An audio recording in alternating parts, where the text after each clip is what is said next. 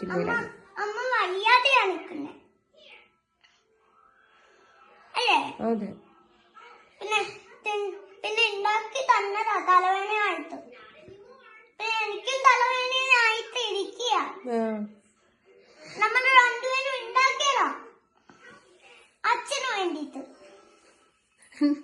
എന്നിട്ടെങ്കിലും ഒരു ഇച്ചിരി കഴിച്ചൂടെ? പിന്നെ സോസും തന്നു, ഹോട്ട് ഡോഗും തന്നു. ഇനി എന്താ വേണ്ടത്? ഇനി എന്താ വേണ്ടത്? ഫ്രൈസോ മറ്റോ നഗറ്റ്സോ എന്താ വേണ്ടേ? വിശക്കുന്നുണ്ട്.